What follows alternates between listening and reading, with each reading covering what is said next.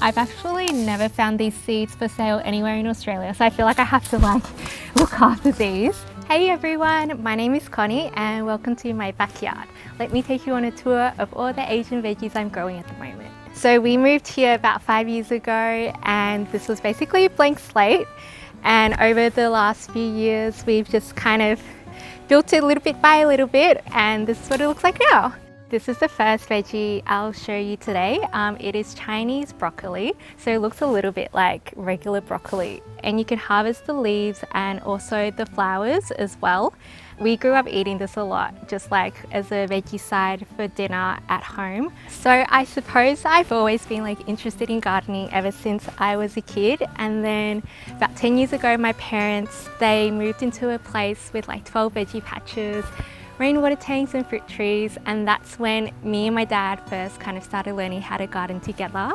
And then one day my mum brought home a lot of Asian veggie seeds. I think she brought home some Bok Choy and some Bok seeds, and my dad started planting Asian veggies, and I think that's when they really got really excited about growing veggies, because it was stuff that they were eating at home. So it was more relevant to them than growing kale, which is what I was trying to make them grow. So over here we have some Bok. I love growing Bok because like most of the Asian veggies, they're kind of like a cut and come again veggie. So that means that instead of waiting for the whole plant to be ready to harvest, you can actually harvest the outer leaves. So that is what I do. So if you look here, I've harvested some of the outer leaves already, and you just take the outer leaves, eat those, and they just keep growing. My mum does an amazing Bok stir fry.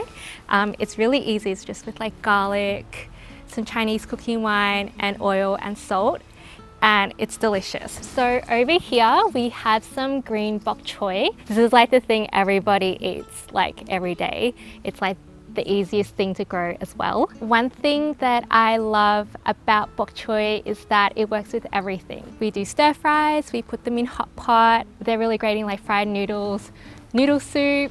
You can even put them in wonton mixes. They're super versatile. So this over here is Celters. So apparently with Celters, you use the stems. The leaves are edible as well, but the stems are a bit like broccoli. They taste pretty good actually. So yeah, you just grow these really tall and use the stems. And my parents basically, they said they used to have this back in China. So this plant just reminds them of their childhood, and I've actually never seen Celters in the supermarket. So my parents, they came to Australia in 1988. So they were immigrants from Shanghai, China. They came to Australia to study English and to basically seek a better life.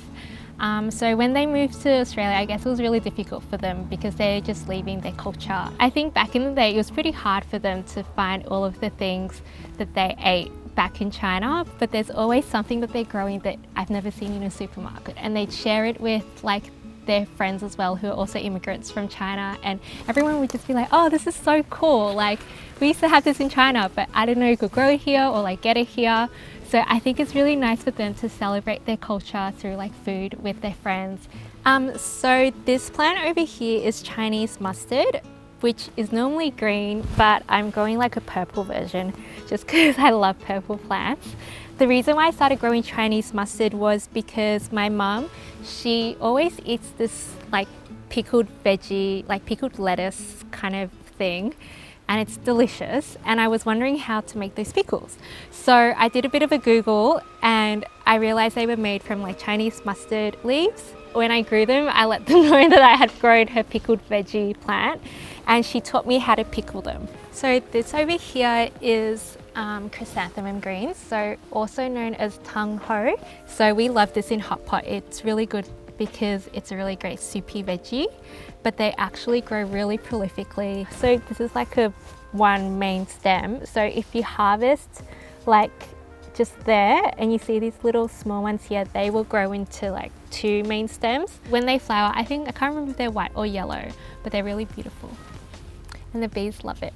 I remember when I first started growing veggies, especially Asian greens, a lot of them, so this one here is in flower, a lot of them would flower and I'd be like, oh, this is really amazing, they flower, they're so beautiful. And I realized in letting them flower, that would cut the life cycle of the plant and you'd get less to eat. So I used to let my plants flower, but now I've realized that if you cut them off, you can get a lot more from your harvest. So with Chinese cooking, it's a lot about like share plates. So it's a lot of small dishes with rice that you eat together like as a family.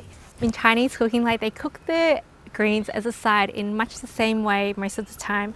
I find that it is easy to kind of just pick a few leaves here and, you know, a few bok leaves if I have them ready, and then cook them all together and do like a mixed medley kind of stir fry. And plus, once you harvest a few leaves, the plant still grows.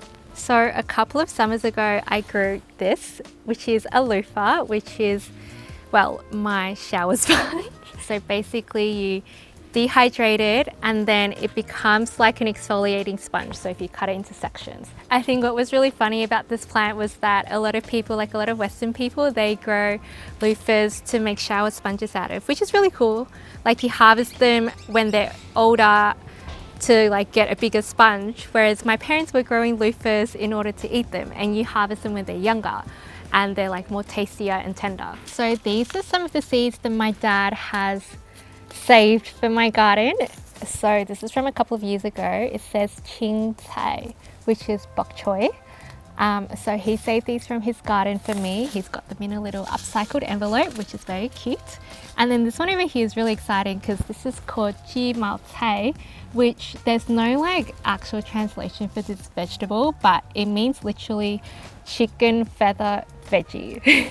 So this plant, I haven't seen these seeds for sale anywhere in Australia, so I feel like I have to like look after these, but they're like a mini bok choy. So they grow kind of like a bok choy, but the leaves are smaller, and you harvest them in like the seedling stage. I didn't plant this in my garden this year, I forgot about it, but I'm definitely putting it in my garden next year. So my mum is in like this Chinese social seniors group, and now and then she comes home with like really exciting and interesting seeds. Like she's brought home like okra, bitter melon seeds, stuff like that. I think once my mum said that they were trying to grow veggies at home, they would find other people who were growing veggies at home, and then they just share seeds with each other. I don't know, it's really cute that they have this little community where they can all kind of get in touch with things that they love eating. So over here we have some spring onion. If you are a beginner growing Asian veggies or just veggies in general,